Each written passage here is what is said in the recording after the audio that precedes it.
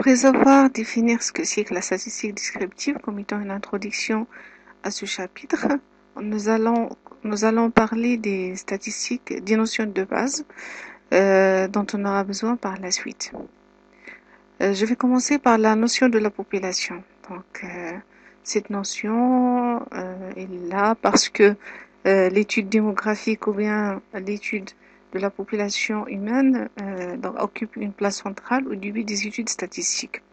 Mais la population en statistique, c'est tout objet statistique étudié. Ça veut dire donc c'est l'ensemble des étudiants d'une université ou bien d'un pays, c'est aussi l'ensemble des ménages pour un employé, et ainsi de suite. La population est constituée par des éléments qu'on appelle des individus. Chaque individu qui compose la population, on peut l'appeler aussi unité statistique. Quand on prend l'exemple des étudiants d'un amphithéâtre, la population étudiée sont les étudiants de l'amphithéâtre et chaque étudiant représente l'unité statistique. Quand la population est trop importante et il est difficile de la connaître entièrement, de façon générale, on peut prélever un échantillon tout simplement. Et voilà le schéma qui résume la liaison entre la population, les échantillons et les unités statistiques.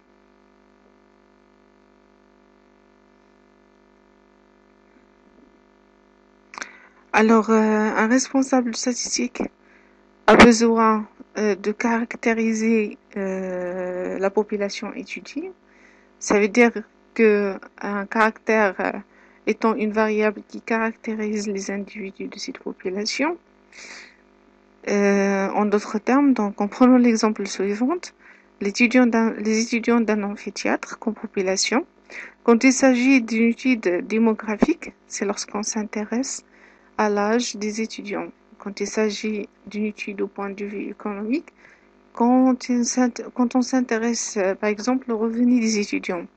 Et une étude sociologique quand on s'intéresse aux loisirs. Et une étude anthropométrique quand on s'intéresse à la taille. Vous voyez ici que vous avez différents caractères qui sont étudiés. L'âge, les revenus, les loisirs et la taille. Un caractère, bien évidemment, peut prendre plusieurs valeurs. Ça veut dire on peut avoir plusieurs résultats quand on s'interroge sur une propriété précise selon chaque individu. Donc, parce que le caractère, il se varie d'un individu à l'autre. On appelle ça des caractères qui représentent des différentes modalités. Par exemple, lorsqu'on s'intéresse à la population des étudiants d'un amphithéâtre et que le caractère est l'âge, les modalités du caractère dans ce cas-là, ce sont 18 ans, 19 ans, 20 ans, etc. Lorsque, par exemple, on s'intéresse à la population des voitures et que le caractère est la couleur, les modalités de ce caractère, c'est la couleur bleue, verte, blanche, etc. On peut également appeler le caractère par la notion de la variable statistique et les modalités représentent les valeurs prises par cette variable.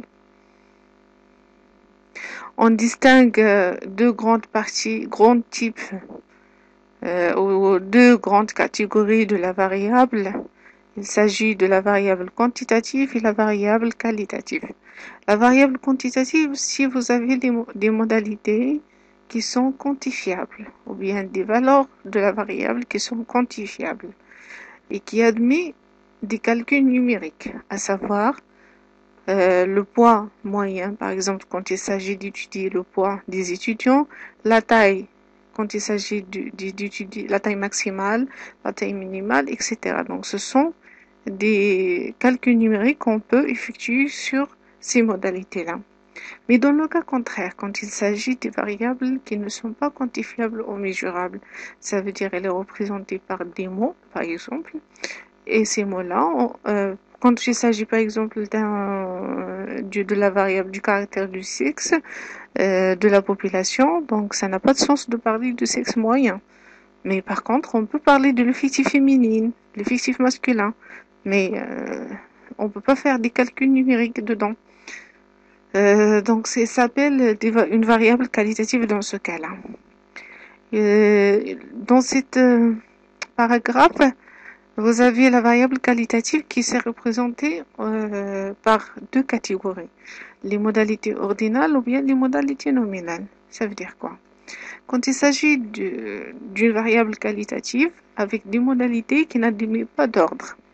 Quand on prend l'exemple l'exemple suivant, on demande à un échantillon de personnes ce qui évoque pour elles un parfum.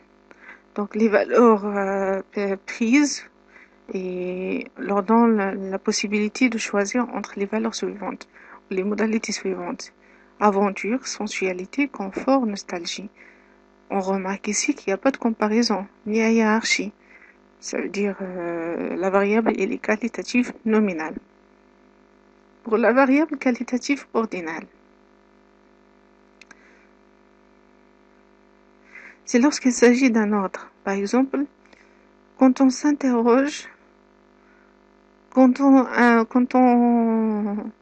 demande au consommateur d'évaluer une prestation en cochant les valeurs suivantes, ou bien les catégories suivantes. Vous avez nul, médiocre, moyen, assez bien, très bon, excellente. Une prestation excellente, elle est meilleure qu'une prestation qui est très bonne. Ça veut dire nous avons ici un ordre à respecter, une comparaison, une hiérarchie. Donc il s'agit bien d'une variable qui est qualitative ordinale. À l'instar de la variable qualitative, nous avons deux catégories de variables quantitatives.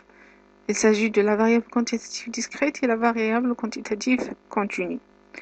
La variable de quantitative discrète, elle est définie par ces valeurs qui sont discrètes, qui sont finies, qui sont des modalités qui sont dénombrables.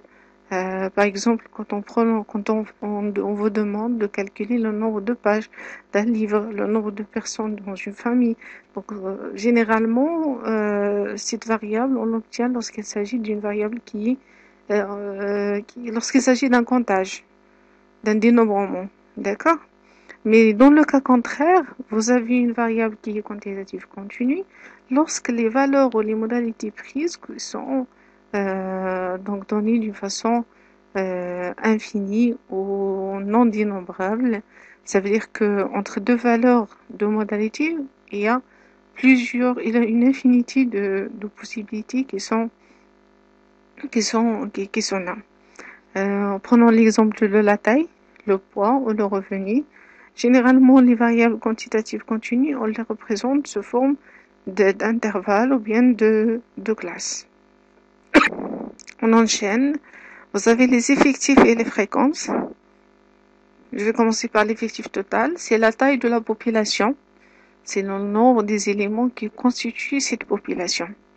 C'est l'effectif total qui sera noté N.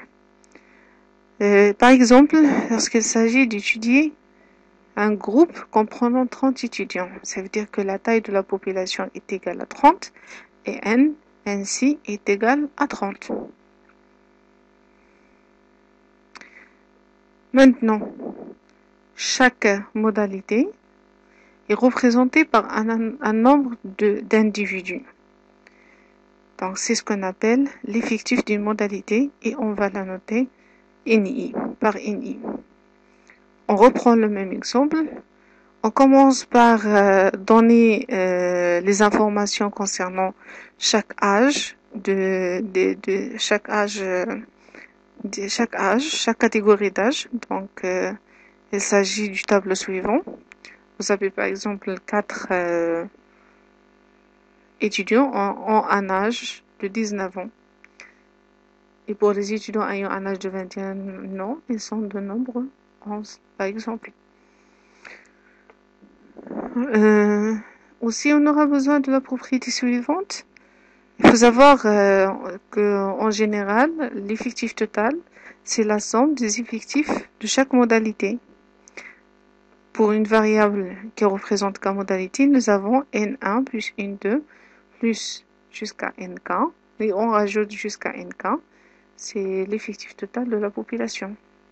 Pour simplifier l'écriture, on va utiliser le signe sigma, le symbole sigma.